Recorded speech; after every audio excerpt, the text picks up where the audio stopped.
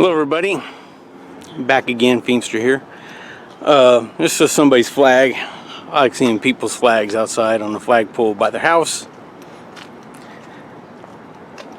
Today, I covered the preamble yesterday, so today we're beginning to cover Article 1 of the Constitution, which deals with Congress, the legislative power. So I'm walking by a school here. There's a car up there, and so now we got cars coming down here, so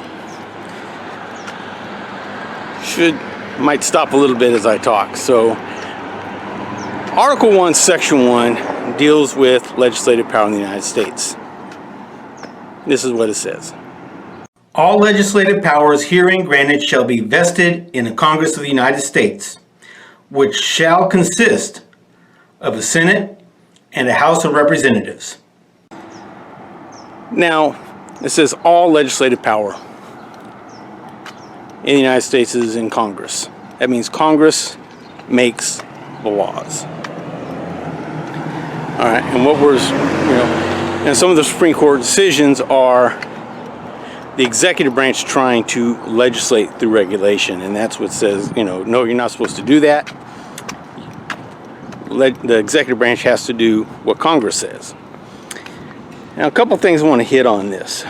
First is the difference between a parliamentary system. And years ago, in the 90s, it's a long time ago, I was teaching English in Korea. And a man asked me this question. He says, does Congress have more power than the government? And for an American, this says, well, no, Congress is part of the government. It is the government, one branch of the government.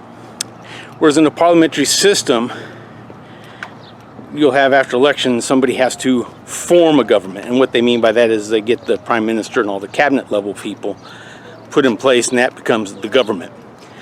Kind of separated from the parliament people. Well, the government is people in parliament, but it's not like how we are. We have to be we're totally separate, as we will read in other sections of the article and as we go through the Constitution.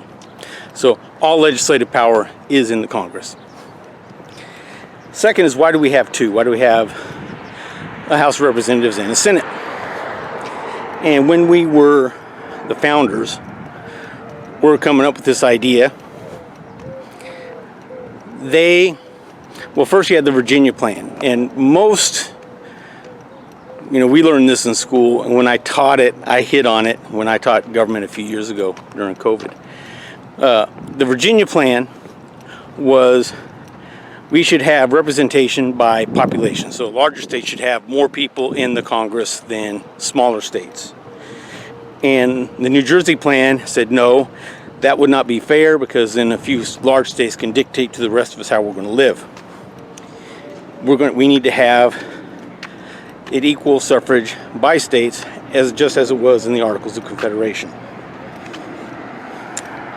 And there's a police scene here. I was going to turn that way, but I'll just turn back. And so, see the police car there. And so a man by the name of Roger Sherman, who is probably one of the most underrated founders, came up with what we call the Connecticut Compromise. And that was where we're going to have two houses, a House of Representatives based on population and a Senate based on equal suffrage of the states.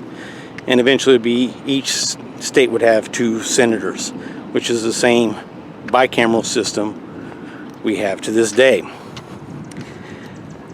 And so as we go further on in Article 1, we'll give you more powers on Congress, what their responsibilities, what limitations, because there are all limitations on what Congress can do. Just for now, we have two houses, House of Representatives and Senate. House based on population, Senate based on equal suffrage, and that is where the legislative power in the federal government resides, only in Congress. So for then, have a nice day. God bless America. Bless you too.